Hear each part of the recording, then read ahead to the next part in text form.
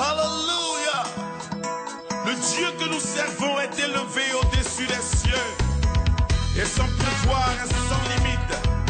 Il est un Dieu puissant qui fait des miracles dans nos vies.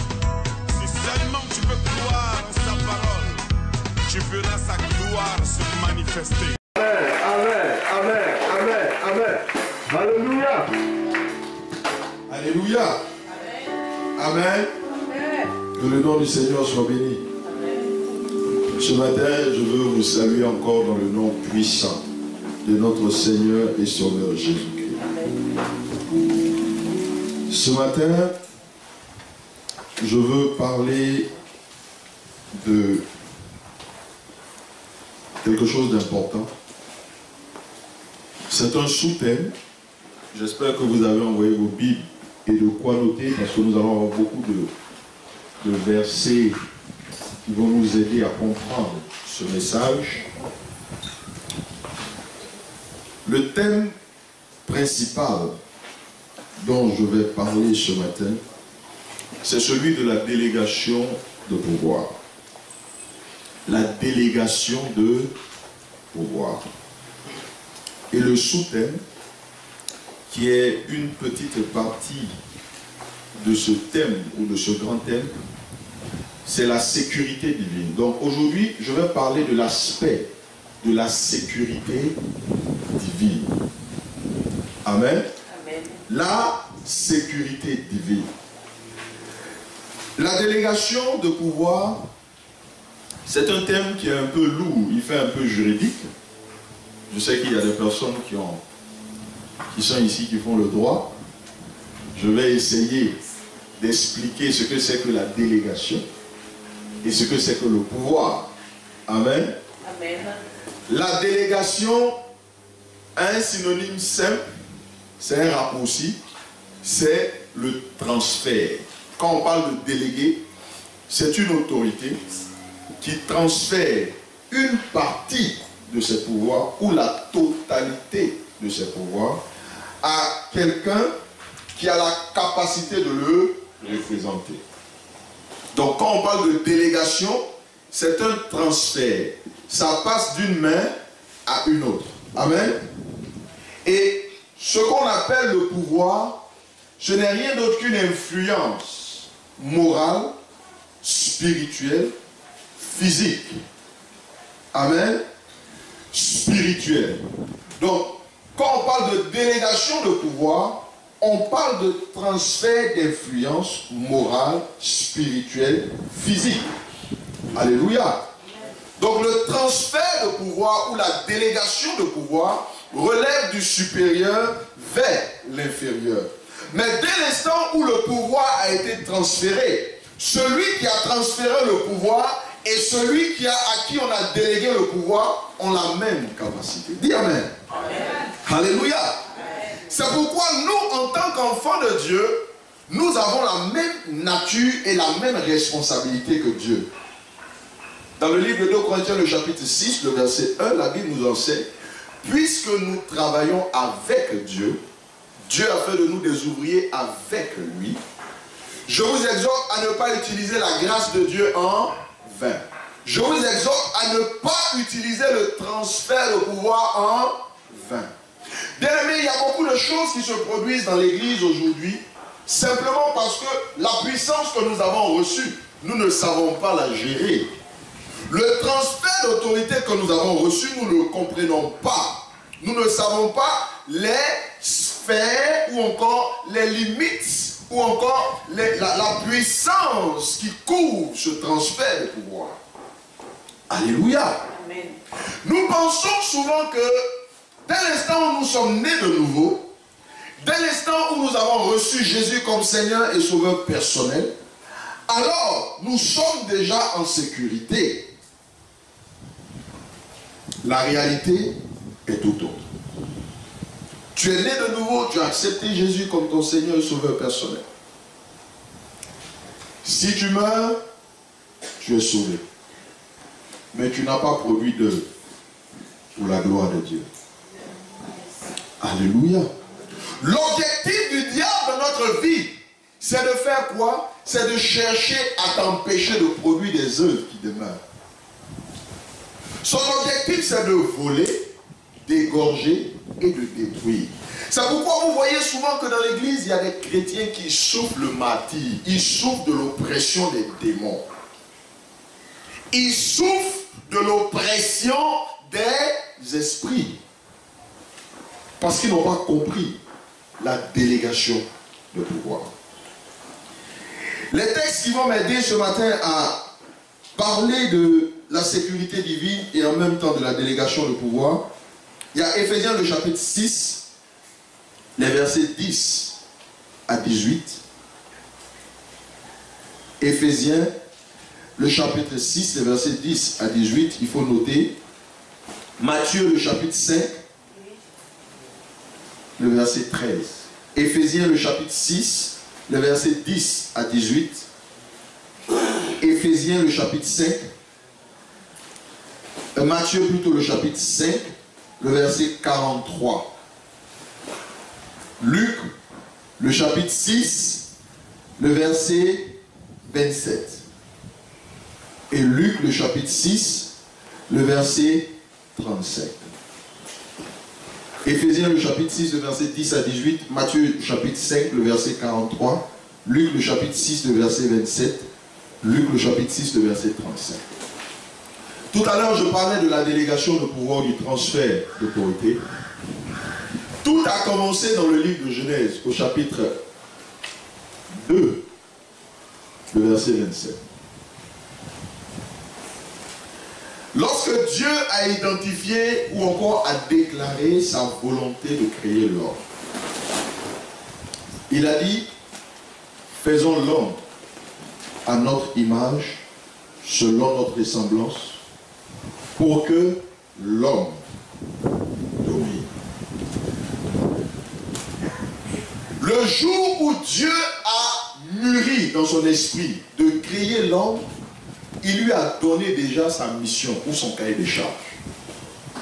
Il a dit, l'homme est celui que je vais créer pour que lui, l'homme, pas lui et moi, mais lui, l'homme, il domine.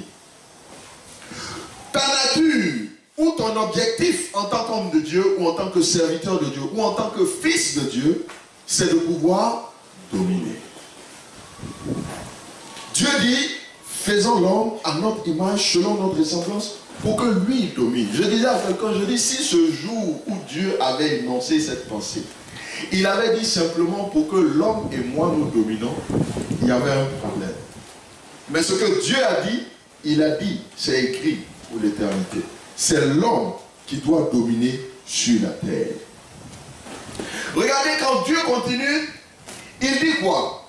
Il dit, pour qu'il ait encore une autorité sur les oiseaux qui volent dans le ciel, sur les reptiles qui sont sur la terre et sur les poissons qui sont dans la mer. J'ai demandé à quelqu'un, je dis, quand tu regardes l'homme aujourd'hui, est-ce que l'homme sait s'envoler? Est-ce que tu as déjà vu des nageoires sur un homme? Alléluia. Quand on te donne la domination sur les oiseaux du ciel et que toi-même tu habites sur la terre, il faut te poser des questions. Le principe de la délégation te donne accès à tout ce que le supérieur a en son pouvoir. Par le transfert de pouvoir, Dieu t'a établi au-dessus de tout ce que toi-même physiquement tu ne peux pas gérer. C'est pourquoi quand Jésus est mort et qu'il est ressuscité, la Bible dit que Dieu nous a fait asseoir ensemble avec lui dans les lieux élevés. Alléluia. Par cette position, nous avons pleinement le droit de régner et de dominer sur toutes choses. Jésus dit, je vous ai donné le pouvoir de marcher sur les serpents, les scorpions, sur toute la puissance de l'ennemi et rien ne peut te nuire. Alléluia. Dieu ne nous a pas créés pour que la maladie nous domine. Il ne nous a pas créés pour que les démons nous malmènent. Il ne nous a pas créés pour qu'un sorcier, quelque part, puisses décider de notre avenir. Alléluia. Il ne t'a pas créé pour que toujours tu aies la peur au ventre en allant au village. Ou même en donnant l'argent à quelqu'un parce que tu sais que c'est un sorcier patenté. Je suis en train de parler à quelqu'un ce matin. Le but de Dieu en te créant, c'est que tu aies la capacité de gérer tout ce qu'il t'a donné en héritage. Que tu aies 2 ans, que tu aies 20 ans, que tu aies 40 ans, ça ne change pas le principe de la délégation de pouvoir. Tu es un homme, Dieu t'a donné la capacité de gouverner les oiseaux du ciel. C'est pourquoi l'homme a l'intelligence pour développer les avions. L'homme a été le seul être, ou encore est le seul être à avoir exploré les profondeurs de la mer. Alléluia. Parce que Dieu lui a soumis tout. Il dit, qu'est-ce que l'homme? Pour que tu aies égard à lui, tu l'as couronné de gloire, tu as fait de lui quelqu'un de peu inférieur à toi. Alléluia. Dieu nous a donné tout. Regarde, aujourd'hui, ce n'est pas parce que tu n'as pas d'argent que tu n'es pas important aux yeux de Dieu. Ce n'est pas parce que tu n'es pas encore marié que tu ne vas pas te marier. Ce n'est pas parce que aujourd'hui tu ne peux pas parler comme ceux qui sont forts que tu n'es pas fort. Ce qui est vrai, c'est que Dieu t'a transféré un pouvoir. Maintenant, comment exploiter ce pouvoir pour que les choses qui n'existent pas parviennent comme si elles étaient? La Bible dit qu'Abraham lui-même, qui était un homme qui était vieux, il était avancé en âge, il avait compris ce principe de délégation de pouvoir de telle sorte qu'il ne regardait pas son corps qui était usé. Toutes les informations que son corps lui communiquait, il les refusait. Parce qu'il y avait une promesse que Dieu lui avait faite. Et c'est sur la base de cette promesse que lui, il avançait. Alléluia. Amen. Ce que Dieu a dit te concernant, c'est ce qu'il doit gouverner ta pensée. Yes. Amen. Alléluia. Le principe de la délégation de pouvoir est ce principe qui nous fait regarder les choses qui n'existent pas comme elles sont dans l'esprit. Amen. Alléluia. Alléluia. Quelqu'un va prendre sa Bible dans le livre de Éphésiens, le chapitre 6. Tu vas me lire le verset 10 à 18. En cours de chemin, ma Bible s'est déchargée. Donc, je n'ai pas l'opportunité de la lire. Tu vas prendre Éphésiens, le chapitre 6, le verset 10 à 18. Quelqu'un qui a trouvé peut se lever pour lire. Je lis la parole de Dieu. Au reste, fortifiez-vous dans le Seigneur et par sa force toute puissante. Revêtez-vous de toutes les armes de Dieu afin de pouvoir tenir ferme contre les ruses du diable. Car nous n'avons pas à lutter contre la chair et le sang, mais contre les dominations, contre les autorités, contre les princes de ce monde de ténèbres, contre les esprits méchants dans les lieux célestes. C'est pourquoi prenez toutes les armes de Dieu, afin de pouvoir résister dans le mauvais jour et de tenir ferme après avoir tout surmonté. Tenez donc ferme, ayez à vos reins la vérité pour ceinture, revêtez-vous la cuirasse de la justice. Mettez pour chaussure à vos pieds le zèle que donne l'évangile de paix. Prenez par-dessus tout cela le bouclier de la foi avec lequel vous pourrez éteindre tous les traits enflammés du malin. Prenez aussi le casque du salut et l'épée de l'esprit qui est la parole de Dieu. Faites en tout temps par l'esprit toutes sortes de prières et de supplications. Veillez à cela avec une entière persévérance et priez pour tous les saints. Amen. Amen. Ce passage est un passage qui me plaît parce que au travers de ce passage, nous comprenons quelque chose, c'est qu'il y a une provision pour nous. L'apôtre Paul avait bien compris ce principe et il dit, en commençant ce verset, il dit, prenez. Alléluia. Amen. Il ne dit pas chercher, il dit, prenez. Amen. Ça veut dire que quelque part, il y a quelque chose qui t'appartient que tu dois récupérer. Amen. Le travail a déjà été fait et il est propre. Jésus a déjà accompli le travail et c'est propre. Alléluia. Mais la seule chose que nous devons faire, c'est de prendre. Est-ce que tu as la foi pour prendre? Est-ce que tu as la foi pour hériter? Il dit, tenez toutes les armes de Dieu. Alléluia. Il dit au reste, fortifiez-vous par la force de Dieu. Il n'a pas dit fortifiez-vous par vos propres forces. Il dit fortifiez-vous par la force toute puissante de Dieu. Ça veut dire que la force de Dieu est disponible pour toi quelque part. Elle est cachée quelque part. Mais il faut simplement que tu aies les yeux ou encore la volonté de t'accaparer cette force. Elle t'appartient. Ce n'est pas quelque chose que tu dois courir pour chercher. Elle est déjà disponible. C'est ta foi qui l'amène vers toi. Alléluia. Amen. Quand il y a quelqu'un qui se lève contre toi en esprit, cette force est disponible. Je vois souvent les chrétiens qui ont peur. Ils ont peur. Ils se demandent si Dieu est capable de les exaucer. Ils se demandent si Dieu est capable de les secourir. Il dit au reste, fortifiez-vous dans le Seigneur et par sa force toute puissante. Revêtez-vous de toutes les armes de Dieu. Ces armes ne nous appartiennent pas, elles appartiennent à Dieu. Alléluia. Mais par le transfert de pouvoir, il nous a donné ces armes. À n'importe quel moment où tu en as besoin, tu peux l'utiliser. La Bible dit que les armes avec lesquelles nous combattons ne sont pas charnelles, mais elles sont puissantes. Ce qui est grave aujourd'hui, c'est que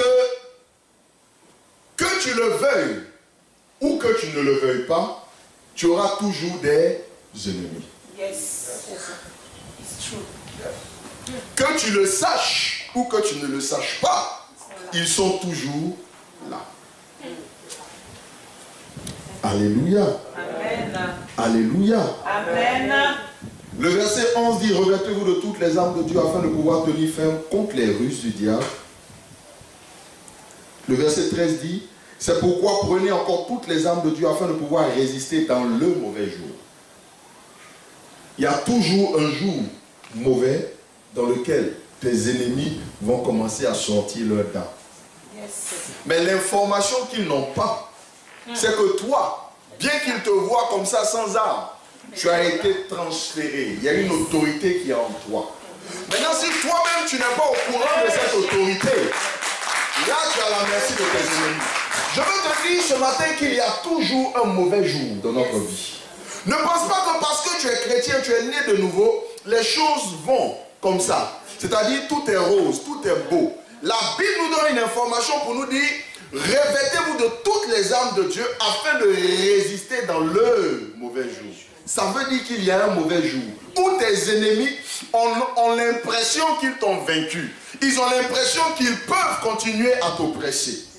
Alléluia. Amen. Mais c'est à partir de cet instant qu'ils vont découvrir qu'il y a des armes puissantes. Qui sont puissantes que les missiles sol-air. Qui sont puissantes que les missiles à guidage téléguidé. Alléluia.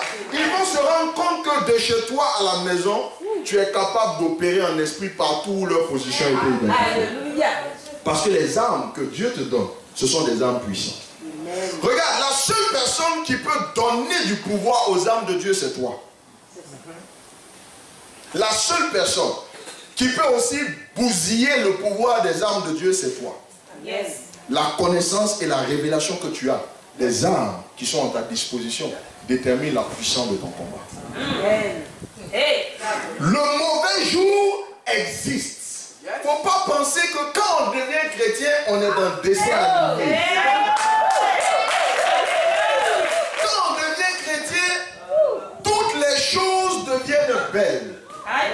Alléluia. Amen. Quand tu as accepté Jésus-Christ de Nazareth, c'est ce jour-là que tu vas te rendre compte que le gars qui est à côté de toi, qui te donnait à boire, à manger, c'est lui-là même qui est le sorcier. Alors la Bible dit, revêtez-vous de toutes les armes de Dieu. Regarde un peu ta vie quelques secondes et essaie de voir quelles sont les armes dont tu disposes. Est-ce que tu es en sécurité? Amen. J'aime le pays de l'oncle Sam. Parce que là-bas, les armes, là, c'est vulgarisé. Chaque personne qui sent que sa sécurité est menacée peut aller s'acheter une arme. Alléluia. Amen. Amen. Mais est-ce que tu sais que dans la cité des cieux, nous aussi nous avons ce droit? Oh my God. Je dis, ce que tu ne sais pas, c'est que toutes les armes sont apportées. Eux, ils ont plein de calibres, je ne sais pas combien les calibres, mais nous, les armes, quand tu es assis chez toi, quand tu commences, pas qu'à somme, t'es bien, t'es prêt. Quand tu as commencé ça, on appelle ça le boum boum boum boum boum boum boum boum. L'ennemi est en danger parce que de ta position physique, tu as des interventions rapides en esprit quelque part. L'ennemi qui est assis chez lui au village, le sorcier, qui est assis quelque part, quand tu es dans ta chambre et que tu as commencé à parler en langue, il est en danger. Parce que les armes avec lesquelles nous combattons, elles n'ont pas de limite dans le temps, ni dans la sphère. Il dit, revêtez-vous de toutes les armes de Dieu. Regarde un peu les armes avec lesquelles tu combats. Essaie de regarder un peu les armes. Est-ce qu'il y a une montagne qui est devant toi qui n'a pas encore bougé? Il y a une arme spécifique pour ça. Amen. Alléluia. Amen. Alléluia. Amen. Alléluia. Amen. Quand on parle de la sécurité divine, on parle de la capacité qu'un enfant de Dieu a de pouvoir protéger son environnement et tout ce que Dieu lui a donné. Dieu a dit à l'homme, en le mettant dans le jardin d'Éden, il lui a donné deux choses, en lui disant, je te place dans ce jardin pour que tu le cultives et que tu le gardes. Amen. Ces deux mots-là, c'est un ordre que Dieu t'a donné. Si aujourd'hui dans ton foyer les sorciers sont rentrés, il n'y a pas quelqu'un qui va venir les faire sortir si ce n'est que toi-même. Si aujourd'hui ton argent, les sorciers bouffent, il n'y a personne qui pourra empêcher ça si ce n'est que toi-même. Parce que le transfert de pouvoir a établi que c'est toi qui cultives et qui gardes les veines que Dieu t'a données. Alléluia. Personne d'autre ne peut faire ça à ta place, c'est toi-même. Quelqu'un comprend ce que je suis en train de dire? Si tu ne connais pas les armes avec lesquelles tu combats, ils vont voler ton Éden. Ils vont planter ivraie dedans. Alléluia. Alors quand je parle de la sécurité divine, je parle de la révélation que nous avons pour sécuriser tout ce qui est autour de nous. Je parle de la capacité que Dieu nous a transférée pour mettre notre vie en sécurité. Regardez quelque chose dans la parole de Dieu. Lorsque l'apôtre Paul et son collègue avaient été introduits dans la prison, on dit vers le milieu de la nuit, soudain quelque chose s'est produit pendant qu'ils chantaient les louanges de Dieu. Il y a eu une intervention que le grec appelle le sozo. Le sozo c'est quoi? C'est l'intervention surnaturelle des anges. C'est le salut par extension. Dieu envoie ses anges pour libérer ses serviteurs des situations les plus difficiles. Alléluia. Parce que quand Daniel était dans la prison, il a envoyé un ange pour fermer la bouche et la gueule du lion. Alléluia. Lorsque tu comprends les principes de la sécurité divine, Dieu active toujours le ministère des anges en ta faveur. Quel que soit le degré de danger dans lequel tu te trouves, il va toujours déléguer un ange pour veiller sur toi. La Bible dit que l'ange de l'Éternel campe autour de ceux qui les craignent pour les épargner du danger. La sécurité divine active le ministère des anges en ta faveur. Quelqu'un dit amen. Quand tu comprends ce principe, tu es toujours en sécurité. Ton aller et ton retour sont sécurisés. Il dit, il va envoyer son ange pour te précéder dans ton chemin. Alléluia. Si tu as décidé d'entreprendre quelque chose et que tu as pris le soin d'utiliser les armes que Dieu met à ta disposition, c'est le succès qui va t'accompagner.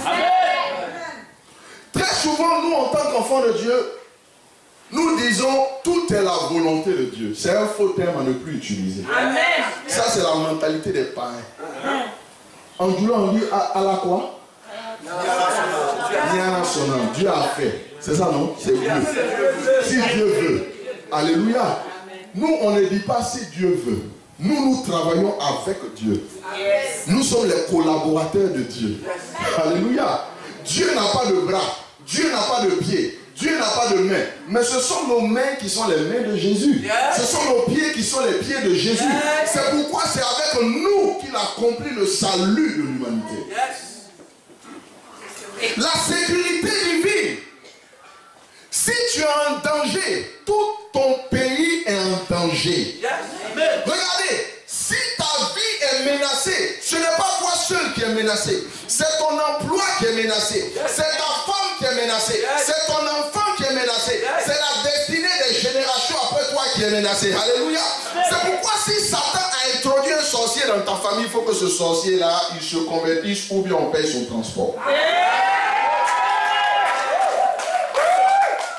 Écoute, parce que son objectif, c'est de détruire, égorger, voler. Mais il vole quoi? Il détruit ta destinée et celle des générations après toi. Yes. Il est en opposition avec le plan de Dieu. Je veux prêcher un équilibre parce que souvent, je prêchais ce message quelque part et il y a un serviteur de Dieu qui m'a approché, il m'a dit, ton message est un peu dur. Aïe. Parce que tu es en train d'enseigner qu'il faut tuer les sorciers. Je dis, je vais te dire quelque chose et puis tu vas me répondre. Le même jour où j'ai prêché, il y a une jeune fille qui est venue dans l'église. Et cette jeune fille, elle avait à peine 16 ou 17 ans. Parce qu'elle refuse de pratiquer la sorcellerie, il y a une de ses tantes au village qui lui a mis une boule ici. La fille, là, quand je prêchais, elle était comme ça, elle tremblait comme ça. Elle ne pouvait même pas marcher. Sa maman l'a forcée pour venir à la prière. Et après la prière, j'ai récupéré la petite et j'ai commencé à lui parler. Je lui ai donné des instructions selon la direction de l'esprit. Et après, quand l'homme de Dieu m'a approché pour me dire le message que tu prêches est dur, je lui ai dit, regarde, ta petite fille qui est là, elle est dans l'église, tu la connais, non? Elle est sauvée, non? Toi-même, certainement tu l'as baptisée, elle a son carnet de baptême, n'est-ce pas? Elle ne cherche pas de garçon. Elle va à l'école, elle fait son école doucement. Mais le sorcier là, il lui veut quoi? Là, elle est malade, non, elle va mourir. Parce que, je vous dis, hein, si on sortait comme ça sans que j'ai prié pour elle, c'est pas évident que le jeudi qui suivait, elle revient. J'ai dit, bon, pour ça là, on fait comment? Parce qu'elle est ici depuis, mais sa vie est menacée. Il n'y a aucune sécurité autour d'elle. On fait quoi? Qu'est-ce qu'on fait? Il faut me répondre. Si tu m'as répondu, que tu m'as donné la bonne réponse, je m'aligne sur ta pensée. On fait comment? Sorcier veut la tuer. Le sorcier n'est qu'à la tuer. Ou bien, on va rester pour dire, aimons nos ennemis. Parce que c'est Jésus qui a dit, aimez vos ennemis. Parce que cette mentalité est répandue dans l'église, de telle sorte que aujourd'hui on est devenu des victimes des sorciers. Le sorcier n'a pas de limites. Le sorcier n'a pas de pitié. Il n'a pas de compassion. Le jour où il veut te bouffer, il te bouffe. Mais avant que tu me bouffes, je t'ai déjà bouffé au nom de Jésus. Avant que tu me manges, moi-même je t'ai mangé au nom de Jésus. Je lui ai posé la question, je lui ai dit, mais on fait comment? Je lui ai donné des instructions à cette fille. Le jeudi qui a suivi, je donnais des enseignements là-bas les jeudis. Le jeudi qui a suivi, j'ai fini de prêcher. Et je vois une jeune fille, je vous assure, la petite, son aspect a changé. Elle allait porter un de ses pantalons, excusez-moi, mais je ne l'ai même pas reconnu. Alléluia. Et puis j'ai dit à l'homme de Dieu, j'ai dit, mon frère, pendant qu'elle est bien portante comme ça, là, après toutes les instructions que lui a données, je suis sûr que la personne qui lui a donné cette maladie-là, actuellement elle a récupéré ça au nom de Jésus. Et je lui ai demandé de venir témoigner. Quand elle a témoigné, il a dit, il faut prêcher l'équilibre. Ce matin, je vais te prêcher l'équilibre. La Bible dit, Jésus a dit dans sa parole, c'est ce que nous avons lu dans le livre de Matthieu.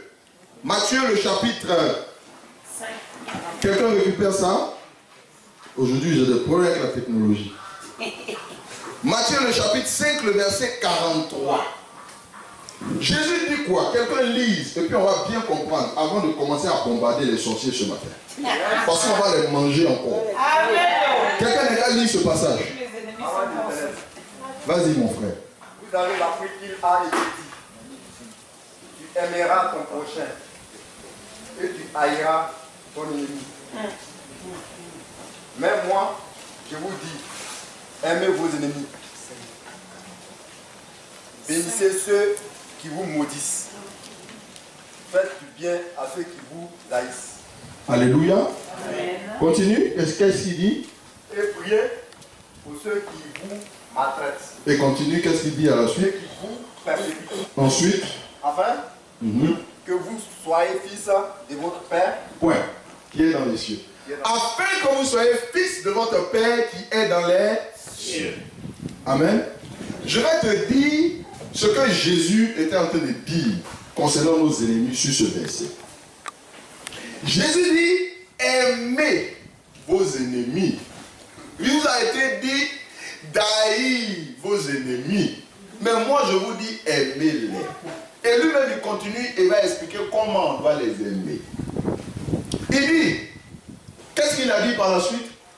Il dit, s'ils ont faim, il faut leur donner à manger. Alléluia. Amen. Il est en train de parler d'un amour naturel. Quelqu'un comprend ce que je suis en train de dire? S'il a faim, donne-lui à manger. Le sorcier, il est chez toi, il a faim, donne-lui à manger. Alléluia. Amen. Il a faim, il faut lui donner à manger. Ça peut être ton papa. Il t'appelle, il te demande l'argent. Parce que tu sais qu'il est sorcier, tu as peur de lui donner l'argent. Non. Il a faim, donne-lui à manger. Et il termine pour dire, quand vous l'aurez fait, c'est en ce moment que vous serez semblable à votre Père qui est dans les cieux. Regardez la nature de Dieu. Dieu dit, il aime le pécheur, mais il hait le péché. Ça, c'est la nature de Dieu. Il aime le pécheur, mais le péché, il n'aime pas ça. Moi, j'aime le sorcier, mais je hais la sorcellerie. Alléluia. J'aime le sorcier, mais je déteste ses œuvres. Alléluia. Parce que la nature de Dieu, c'est que je puisse faire la part des choses en ce qui est spirituel et ce qui est physique. Dis amen. Car les armes que nous avons ne sont pas charnelles, mais elles sont puissantes par la vertu de Dieu. Elles nous introduisent dans une sphère spirituelle de combat. Le combat n'est pas physique. Le sorcier qui est là, ce n'est pas lui ton ennemi. Mais ce sont ses œuvres qui te détruisent. Alléluia. Alors, l'équilibre, c'est quoi? Aime-le, mais combat-le en esprit.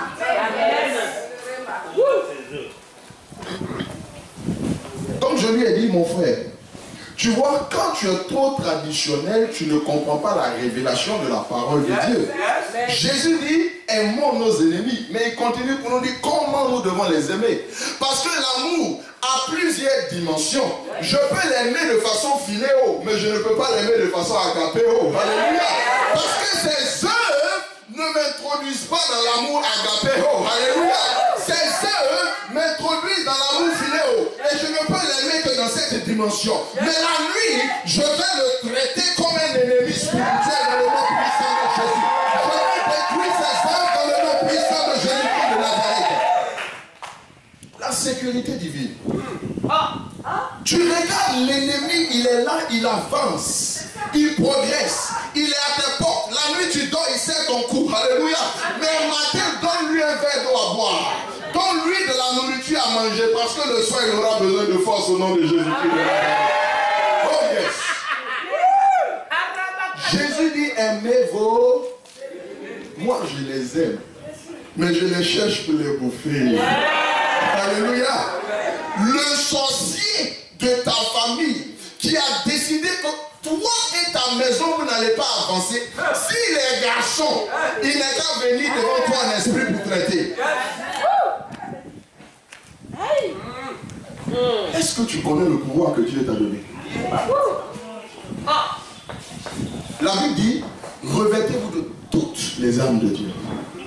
Nous sommes limités dans notre révélation des armes de Dieu. Nous prions en faisant pitié. Seigneur, regarde le monsieur, regarde le sorcier, voilà son nom, il a fait ça, il a fait ça.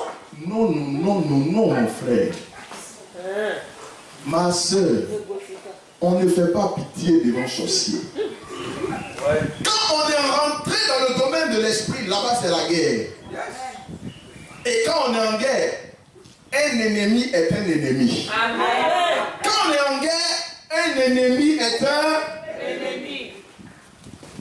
La maturité spirituelle que Dieu te donnera te permettra de faire la part des choses. Yes. Il dit c'est quand vous serez capable d'aimer vos ennemis de la sorte que vous serez identifiés comme les fils de votre Père. Yes. Est-ce que tu peux arriver à ce niveau? Amen. Souvent les chrétiens mélangent les choses. Un sorcier ne lui donne pas mon argent. Tu as peur même quand tu enlèves ton argent, tu commences. Tu commences à parler dessus. Tu commences. J'invoque le sang de Jésus. Ça c'est les prières de peur. C'est motivé pas par la foi mais par la peur. Quand tu vas envoyer de l'argent au village, tu réfléchis jusqu'à oh, faut que ça rentre dans la main. Ou bien tu fais Orange Money, comme si Orange Money délivre ton argent. Alléluia. Ton argent, c'est ton argent, mon frère. Si tu as peur que tu envoies un mobile money, Orange Money, s'il veut te bouffer, il va te bouffer. Alléluia. Tu fais tout, tu crées les circuits pour ne pas que l'argent là, ça ait ton odeur. L'argent a ton odeur déjà. Parce que c'est toi qui as envoyé. Amen. Amen. En Afrique, ici, il y a des sorciers. Et dans nos familles, ils sont pleins. Rempli. Ils te regardent. Parce qu'aujourd'hui, tu as acheté un vélo. Ses yeux sont tournés sur toi. Oh, mon enfant même n'a pas pu acheter vélo. Lui, il a acheté vélo. Il faut que je le tue. 2 mois après, on dit coûte maladie. Alors que le frère ou la soeur est assis à l'église, matin, midi, soir, c'est elle qui prie. Même prier en langue, même elle prie en langue. Mais le sorcier a offert sa vie. Alléluia. Le message que je veux te donner ce matin, c'est un message qui va activer la sécurité divine. Quand Dieu a délégué le pouvoir, il n'a pas délégué une partie de son pouvoir. Jésus a répété la même phrase de Dieu. Il dit, voici, je vous ai donné le pouvoir. Dans le livre de Luc, le chapitre 9, le verset 1, la première délégation de pouvoir que Christ a faite, il a fait cette délégation à des païens. Les 70. Dedans, parmi eux, il y avait Judas Iscariote. Il y en avait plein qui ne sont pas restés avec les apôtres. Mais regardez ces païens-là. Quand ils sont revenus, ils ont dit, Seigneur, même en ton nom, les démons nous sont soumis. Ils ont chassé les démons. À cause de quoi? À cause du transfert de pouvoir. Ils ont guéri des maladies. À cause de quoi? À cause du transfert de pouvoir. Il a envoyé une deuxième fois.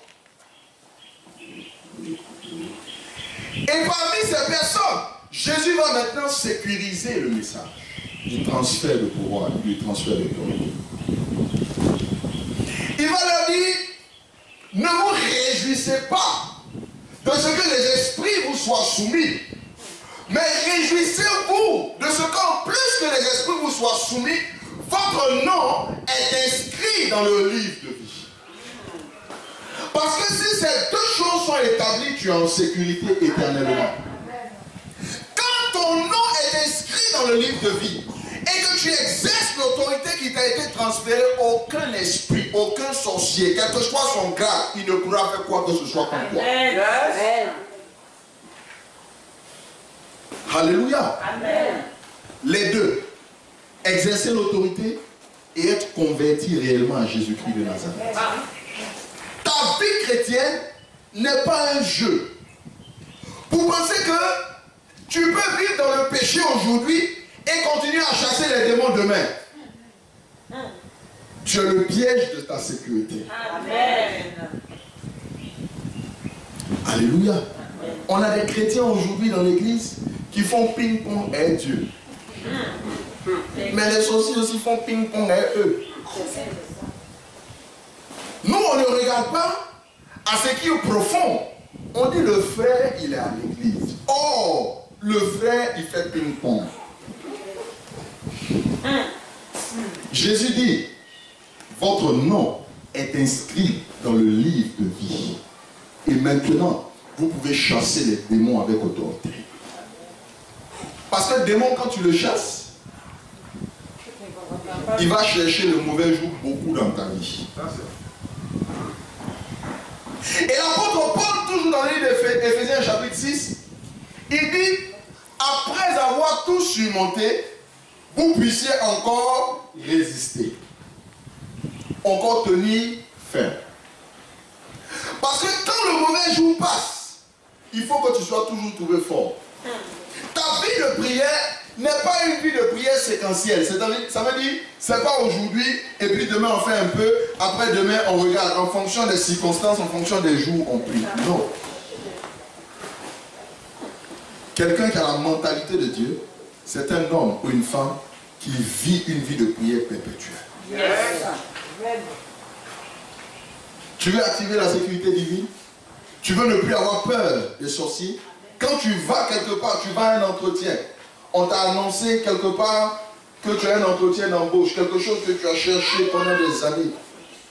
L'opportunité se présente devant toi. Mais tu commences à avoir peur. Toi-même, tu dis, hey, Seigneur, ça là, je veux. Mais si j'ai ça, les gens vont commencer à parler. En réalité, dans ton cœur, tu as peur. Alléluia. Alléluia. Lorsqu'on parle d'aimer nos ennemis, on parle de les bénir, de les saluer, de leur donner à manger, de leur donner à boire. J'ai dit tout à l'heure que c'est ce qu'on appelle l'amour naturel. Donc, dans le livre de Somme, le chapitre 109, le verset 4, nous allons découvrir quelque chose que Dieu accomplit dans la vie des enfants de Dieu. Quelqu'un trouve ça pour moi rapidement, s'il vous plaît. Somme, le chapitre 109, le verset 4. On va comprendre la volonté de Dieu. Somme, le chapitre 109, le verset 4. Tandis que je les aime, ils sont mes adversaires, mais moi, je recours à la prière. Point. Tandis que je les aime naturellement, eux, ils sont mes adversaires. Moi, je change de sphère de combat. Je recours à la prière. Tandis que je les aime, ils sont quand même mes adversaires. Est-ce que tu es capable de faire ça? Tu les aimes, mais ça ne fait pas de tes amis. Ils sont tes adversaires. Verset 5. Le verset 5, quelqu'un lit le verset 5. La suite. Il me rendent le mal pour le bien et de la haine pour mon amour. Alléluia. Ça, c'est la comparaison de nos œuvres. Ils me rendent le mal pour le bien et la haine pour mon amour. Tandis que moi je les aime, ils demeurent toujours mes adversaires. Moi, j'aurai recours à la prière. Toi, tu as recours à quoi? Tu te calmes dans ta chambre, tu pleures. Oh, ils ne m'aiment pas. Ils veulent me tuer. Je ne vais plus au village. Je ne leur donne plus à manger. Il dit non. Moi, j'ai recours à la prière. Vous voyez que la prière n'est pas une alternative ou encore c'est quelque chose qu'on peut faire quand on veut. C'est une obligation. Tu n'as pas le choix que d'avoir recours à la prière. Tu ne peux pas les boxer. Parce que le sorcier, il ne va pas venir te boxer. Mais ce qu'il va te faire, tu vas lui demander, mais il faut me frapper, c'est mieux. Alléluia. Donc nous devons être des hommes et des femmes de prière. Nous devons avoir la mentalité de Dieu. Nous devons avoir la mentalité de Dieu. Lisons le Psaume 97, le verset 10. Psaume 97, le verset 10. Et quelqu'un d'autre prend le Psaume 34, le verset 6 à 7. Psaume 97, verset 10. Vous qui aimez l'Éternel, haïssez le mal. Il garde les âmes de ses fidèles, il les délivre de la main des méchants. Amen. Amen. Psaume 34, le verset 6 à 7.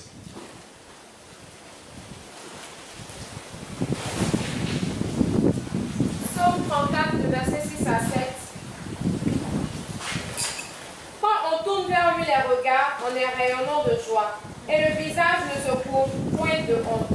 Quand un malheureux crie, l'Éternel entend, et il le sauve de toutes ses détresses. Alléluia. Amen. Amen. Amen.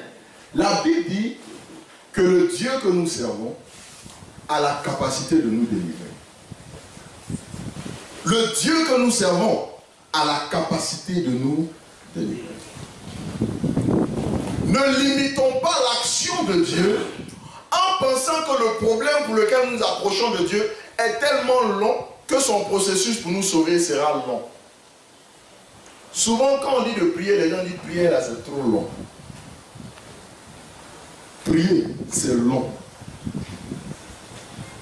Je sais que parmi nous ici, il y en a qui ont déjà dit ça. Prier là, c'est trop long. On va te dire, prie, jeûne, répète, fais ceci, lève-toi, lève les mains, tous les jours. Alléluia. Mais la Bible dit que le Dieu que nous servons a la capacité de nous délivrer. Si dans ta vie, il y a un ennemi que tu as identifié comme étant plus fort que toi, mon frère, ne pense pas que cet ennemi aura le dessus sur toi. C'est pas possible. Il ne peut jamais avoir le dessus sur toi. Si tu lui as abandonné ta vie, alors tu deviens esclave de cet ennemi. La Bible dit que nous sommes esclaves de ce qui a triomphé de nous. L'ennemi triomphe de nous d'abord dans notre mentalité, dans notre pensée. Toi-même, tu lui as donné la victoire avant même que tu te jettes dans le combat. Tu es déjà esclave de ton ennemi. Tu as donné la victoire au sorcier parce que tu as dit ou tu as entendu dire que cet homme-là, quand il vient contre toi, il a toujours gagné. Les gens vont raconter ça autour de toi. Hey, tu as affaire à ce monsieur-là, tu es foutu. Lui là, tu connais les grands marabouts qu'il fréquente. Tu connais les sorciers qu'il connaît. Tu es foutu. Et puis toi aussi tu es là. Hé Seigneur, aide-moi. Je vais faire comment? Quand Dieu t'a transféré le pouvoir, c'est toi qui dois traiter avec tes ennemis. Amen. Quand Dieu t'a transféré le pouvoir, c'est toi qui traites avec eux. Parce que tu as reçu l'autorité et le pouvoir de marcher sur les serpents, les scorpions et toute la puissance de l'ennemi. Si tu ne fais rien, Dieu ne fera rien. Amen. Si tu ne fais rien, il ne fera Rien. Alléluia. Amen. Alléluia. Amen. Je veux revenir sur Éphésiens le chapitre 6. Et je veux reprendre quelques termes pour que nous comprenions la profondeur du message de Paul. Il dit d'abord, fortifiez-vous. Ensuite, il dit, revêtez-vous. Ensuite, il dit, tenez donc ferme. Après, il dit, mettez. Ensuite, il dit, prenez. Et à la fin, il dit, faites en tout temps. Ces termes, ce sont des ordres. Quand on te dit, mets-toi ici, on te donne un ordre. On ne te dit pas, s'il te plaît. On dit, mets-toi là. Tu exécutes où il y a un châtiment. Alléluia. Si tu ne prends pas, quelqu'un va t'arracher quelque chose. Yes. Si tu ne tiens pas ferme, tu vas tomber, mon frère. Quelqu'un ne comprend pas ce que je suis en train de dire. Amen. Si tu ne fais pas de prière en tout temps, quelqu'un va voler ta bénédiction quelque part. Amen. Alors l'apôtre Paul résume un peu le transfert de pouvoir en disant, quand le pouvoir a été transféré, c'est toi qui dois traiter avec tes ennemis. Parce que celui à qui on a transféré le pouvoir juridiquement, il est responsable de ce qu'il fait, du pouvoir qui lui a été transféré. Yes. Tu comprends ce que je suis en train de dire? Oui. C'est toi qui es responsable de l'usage de la puissance. C'est toi qui es responsable de l'usage du pouvoir qui t'a été donné. Si tu ne bouges pas, Dieu ne bougera pas. C'est pourquoi il a dit à ses disciples, attendez à Jérusalem, parce que vous allez recevoir, vous allez être revêtus de la puissance du Saint-Esprit. Et à compter de ce moment, vous serez mes témoins. C'est-à-dire, vous allez me représenter. Au travers de vous, les hommes verront l'action de Jésus-Christ sur la terre. Au travers de vous, on pourra vous identifier comme étant des petits Christ, des chrétiens. Au travers de vous, on verra Jésus. Qu'est-ce que Jésus aurait fait dans telle ou telle situation? Est-ce que face à des esprits impurs, Jésus allait regarder l'esprit impur et puis il allait causer avec lui, il allait faire une conversation de 2 minutes? Il dit, esprit impur, sors. Malade, sois guéri.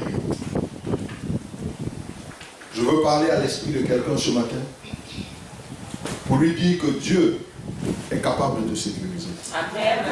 Tu n'as pas besoin d'aller voir marabout féticheur. Tu n'as pas besoin de prendre savon qui donne chance. Tu n'as pas besoin de prendre bague qui te protège d'accident. Tu n'as pas besoin d'aller faire cocktail molotov avec un canari et puis cacher ça sous ton lit. Tu es footballeur, tu travailles, il y a des obstacles, il y a des oppositions dans tous les domaines de ta vie. La puissance de Dieu est disponible pour te sécuriser. Nos parents nous ont enseigné, ils nous ont fait comprendre que dans tous les domaines de la vie, il y a toujours des oppositions. Mais la source de ta puissance détermine le respect qu'on te devra. Amen. Alléluia. Amen. Je disais à ma maman la fois dernière, j'ai commencé un nouveau travail. Et vous voyez, nous on n'aime pas faire malin. Amen. Amen. Mais les gens se posent des questions. Et là où je suis, il y a le chef de la sécurité. C'est un monsieur d'un certain âge, il est gendarme de formation. Et j'avais envoyé un chauffeur pour déposer une voiture quelque part pour faire la réparation. Et puis, dans le couloir devant les gens, il dit voilà, c'est le nouveau patron d'ici. Il donne des instructions aux gens. Ils ont un master, ils ont tel âge. Donc moi au début je prenais ça pour de l'amusement. Et en sortant, il va me rapprocher et il va me dire maintenant, tu sais là où tu es arrivé, ici il y a des crocodiles. Il y a des crocodiles. Tu es dans un environnement où certainement tu es rentré ici parce que quelqu'un t'a pistonné. Je dis, hé mon frère, tu ne sais pas de quoi tu parles. Et il va continuer pour dire que les gens vont se rendre compte que la personne t'aime beaucoup. Mais le jour où la personne ne sera pas là, je dis, hé, celui qui m'a envoyé ici, le jour où il ne sera pas là, toi-même tu ne seras pas vivant.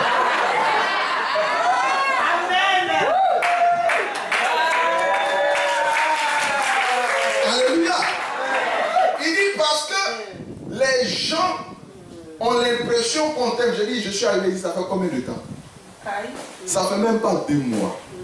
C'est qui m'aime? Je rentre, je fais mon travail, je sors. Sorcier!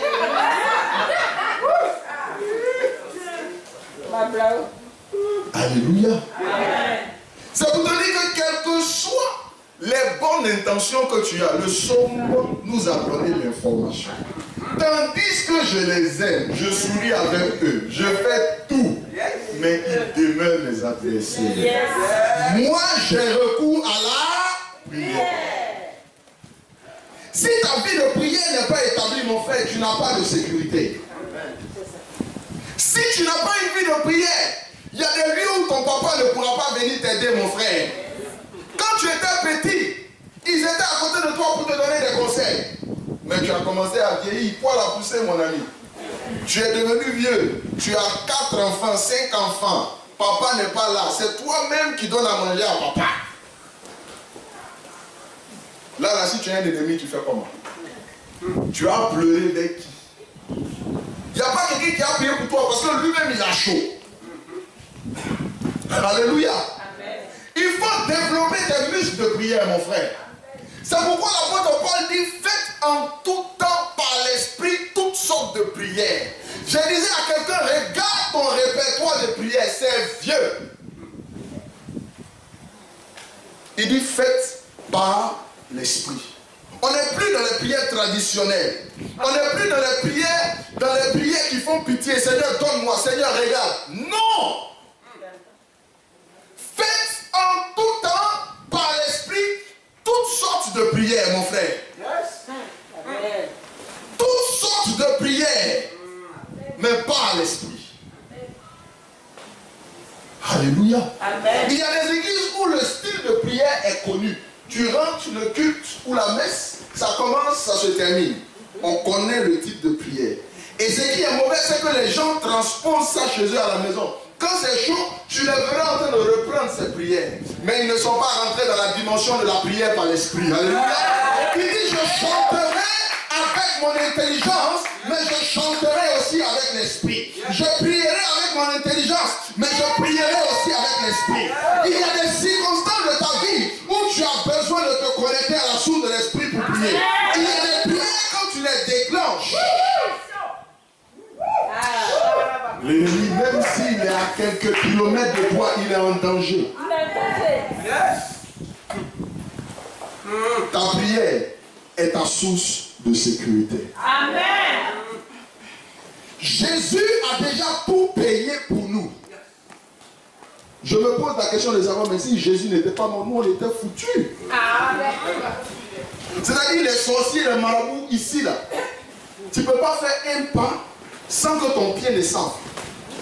Parce que tout le monde va vouloir protection et c'est ta chance qu'ils vont prendre pour se protéger. Merci. Alléluia. Amen. Mais nous, on marche sur la puissance des scorpions, des serpents et sur tous nos ennemis. Alléluia. Nous marchons la tête haute parce que celui qui est en nous est plus grand que celui qui est dans le monde. Celui qui habite en nous est plus puissant que celui qui est dans le monde. Quel que soit le degré, quel que soit le niveau de la communion avec les démons, nous avons en nous celui qui est plus puissant que celui qui est dans le monde. En tant qu'enfant de Dieu, il ne faut pas faire pitié vis-à-vis de la force des ennemis. Tu ne peux pas changer leur cœur. Ils ne t'aiment pas, ils ne t'aimeront pas. Mais toi, aie recours à la prière pour sécuriser ta vie. Tu ne peux pas changer leur vie. Tu ne peux pas changer la façon de te voir. Mais Dieu, par l'esprit en toi, peut réaliser infiniment et au-delà de ce que tu penses. Par la puissance qui agit en toi. Tu ne pourras jamais changer leur façon de penser. Amen. Que tu fasses bien ou mal, ils ne t'aimeront jamais. Mais moi, je recours à la prière. Moi, je recours à la prière. Celui qui est avec nous, son nom c'est Emmanuel. Quand il a été révélé au monde, la Bible dit que c'est la plénitude de tous les noms qui ont été cités depuis l'Ancien Testament jusqu'à la venue de Jésus. Je parle de Adonai, je parle de Yahvé Jireh, je parle de El Jikeru, je parle de El Raha, je parle de toute la révélation du nom de Dieu. Mais lorsqu'il a été introduit dans le monde, le nom qui lui a été donné, c'est Emmanuel. Pour dire Dieu est avec nous. Il est avec nous. Il habite en nous. Il est établi en nous. Quels que soient les mouvements que nous faisons, il est toujours présent pour nous accompagner. Mon frère, ma soeur, tu n'as pas à craindre. Parce que la révélation de la plénitude de Dieu est là. Amen. Jésus, Dieu, avec nous. C'est pourquoi Dieu l'a élevé et lui a donné un nom qui est au-dessus de tout nom. Afin que dans le nom de Jésus-Christ de Nazareth, tout genou fléchisse dans les cieux, sur la terre, sur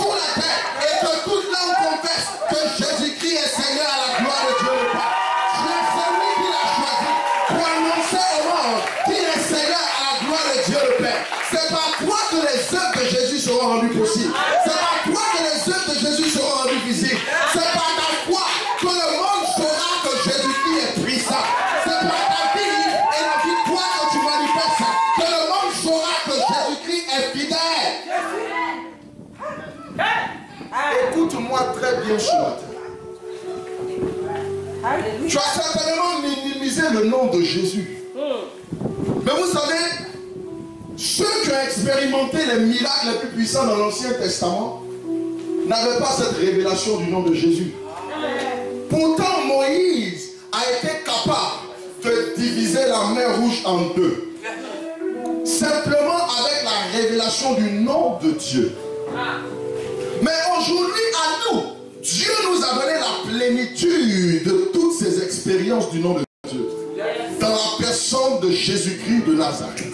La Bible dit qu'en lui habite pleinement la plénitude de la divinité. C'est lui qui est la composante ou encore la somme de tous les noms de Dieu qui se dispersaient dans l'Ancien Testament. En lui se retrouve toute cette gloire. C'est pourquoi en nous, lorsqu'il a transféré l'autorité, il a accompagné cette parole en disant: tout ce que vous demanderez en mon nom, je le ferai. Tout ce que vous demanderez en mon nom, je le ferai. Jésus-Christ est la totalité de la puissance de Dieu. La Bible est l'empreinte de la personne de Dieu. C'est le doigt de Dieu qui est révélé en Jésus-Christ. Là où les portes étaient fermées, c'est Jésus qui a le pouvoir de les ouvrir. Alors le nom que tu as dans ta vie est le nom qui sécurise ta vie. Aucun sorcier, aucun démon comme marabout ne peut t'arracher ça. Au-dessus de tout nom, il a reçu le nom. Au-dessus de tout nom, et tout genou fléchira lorsqu'on parlera de l'agneau. Tout genou fléchit quand on parle de Jésus. Et tout genou fléchira lorsqu'on parlera de l'agneau. Adorons, Lève la main et adore. Adore son nom. Adore son nom. adorons Jésus. Élevons son nom. Adorons Jésus. Élevons son nom. Il a reçu le nom. Il a reçu le nom au-dessus de tout nom. Au-dessus de tous les noms. Tout nom. Même ceux qui n'ont pas encore été trouvés identifiés. Il a reçu le nom. Au-dessus de tout nom. Au-dessus de tout nom. Tout genou fléchira. Tout genou fléchira lorsqu'on parlera de l'agneau. Oui, tout genou fléchira lorsqu'on parlera de l'agneau. Adorons, adorons Jésus. Élevons son nom. Adorons Jésus. Élevons son nom. Alléluia. Alléluia. Amen. Je vais terminer mon message en te disant, si tu as choisi Jésus, accroche-toi à Jésus. Parce que quand je regarde, c'est vrai que je ne suis pas très vieux, mais je n'ai pas encore vu quelqu'un qui est aussi puissant que Jésus. Amen. David dit, j'ai été vieux, j'ai été jeune, j'ai vieilli. Ce que j'ai vu, c'est que je n'ai jamais vu le juste abandonné, ni sa postérité mendier son père. Yes. Il dit le juste. Dieu regarde toujours en direction de ses justes.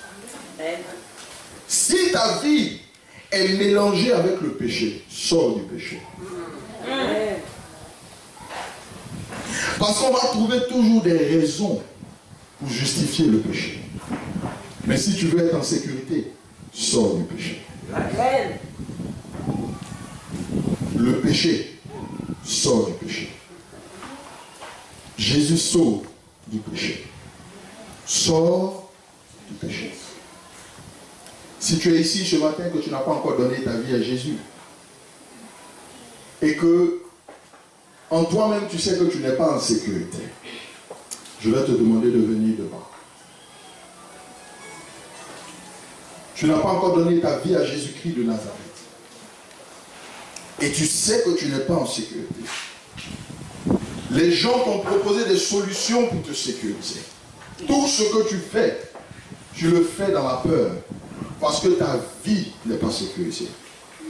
Tu veux donner ta vie à Jésus. Tu vas te tenir debout. Et tu vas t'avancer. Pour que tu te réconcilies avec ton Dieu et que lui, il envoie ses anges te garder afin que ton pied ne heurte même pas contre une seule pierre. C'est une parole qui est vraie. C'est une parole qui est vraie. Tu vas baisser les têtes en prière. Seigneur, je bénis ton nom ce matin encore pour ta parole. Merci parce que tu nous as transféré ton pouvoir afin que nous soyons les acteurs de notre propre sécurité. Dans le nom puissant de Jésus-Christ de Nazareth. Je demande à ce que toi qui nous as lavés par le sang de l'agneau, qui a fait de nous un peuple, une race élue, un sacerdoce royal, afin que nous annoncions les vertus de celui qui nous a appelés des ténèbres à son admirable lumière. Seigneur, que tu identifies tes justes et que tu les sécurises au nom de Jésus. Toute personne qui devant toi a demandé assistance, soutien, a demandé à avoir accès aux armes de Dieu. Seigneur, que leurs yeux dans le Saint-Esprit les découvrent. Que la force leur soit communiquée pour tenir ferme. Que la force leur soit accordée au Dieu pour se relever, afin de pouvoir tenir dans le mauvais jour, afin de pouvoir tout surmonter par la puissance des armes de Dieu. Merci parce que tu donnes une révélation plus profonde du nom de Jésus-Christ de Nazareth à quelqu'un ce matin. Tu donnes une révélation plus grande du nom de Jésus-Christ et de tout le pouvoir qu'il contient. Tu donnes une révélation de ce nom à quelqu'un pour que sa vie de prière soit fortifiée. Merci Seigneur, parce que tu nous exauces toujours. Au nom de Jésus-Christ de Nazareth, nous avons prié. Amen.